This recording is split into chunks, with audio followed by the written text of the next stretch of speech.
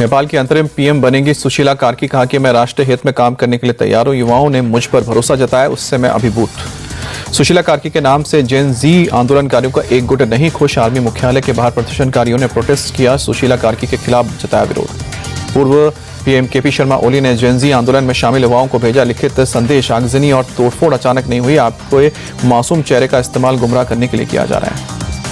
नेपाल में आज कर्फ्यू में ढील दी गई। सुबह 6 से लेकर 10 बजे तक कर्फ्यू में ढील। शाम को भी 2 घंटे कर्फ्यू में ढील।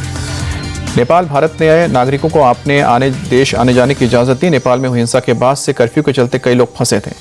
भारत नेपाल बॉर्डर पर हजारों ट्रक फंसे। बॉर्डर पर लगी ट्रकों को लंबी कतार। यूपी से करीब 200 करोड़ का निर्यात ठप हुआ। वाराणसी में मॉरिशस के पीएम नवीन चंद्र रामगुलाम से मिले प्रधानमंत्री मोदी। वाराणसी में 3 दिन तक रहेंगे मॉरिशस के पीएम।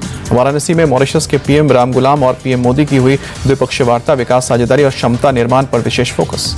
पीएम नवीन चंद्र रामगुलाम के साथ द्विपक्षीय वार्ता के बाद बोले PM Modi, Bharat Mauritius partner नहीं, परिवार की तरह है। पीएम मोदी बोले मॉरिशस में भारतीय सदियों से बसे हैं। भारत के बाहर मॉरिशस में जन औषधि केंद्र। वाराणसी में भारत और मॉरिशस के बीच समझौता ज्ञापन पर हस्ताक्षर। पीएम मोदी और मॉरिशस के पीएम नवीन चंद्र रामगुलाम की उपस्थिति में हस्ताक्षर हुआ। मॉरिशस के पीएम नवीन चंद्र रामगुलाम ने वाराणसी में विदेश सचिव विक्रम मिस्री से मुलाकात की। कई द्विपक्षीय मुद्दों पर चर्चा हुई। मॉरिशस के पीएम नवीन चंद्र रामगुलाम के वाराणसी में स्वागत। होटल में माला पहनाकर और टीका लगाकर स्वागत किया गया।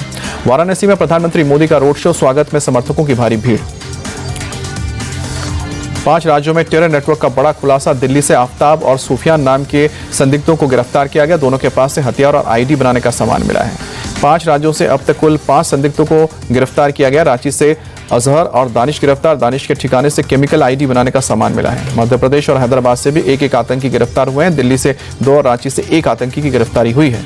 मध्य प्रदेश, तेलंगाना और झारखंड से गिरफ्तार आतंकियों को दिल्ली लेकर आई है पुलिस। सभी के पास से आईडी बनाने के सामग्री और हथियार बरामद हुए हैं। दिल्ली पुलिस स्पेशल सेल के एडिशनल सीपी प्रमोद सिंह कुशवाहा ने दी जानकारी।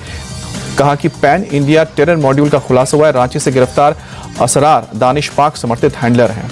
पटना पहुंचे केंद्रीय मंत्री सीआर पाटिल ने सीएम नीतीश कुमार की जमकर तारीफ की। कहा कि बिहार विकास के प्रगति के पथ पर आगे बढ़ा है। जेडीयू पर प्रशांत किशोर का बड़ा अटैक। कहा कि नीतीश कुमार इस बार 25 से भी कम सीटें जीतेंगे।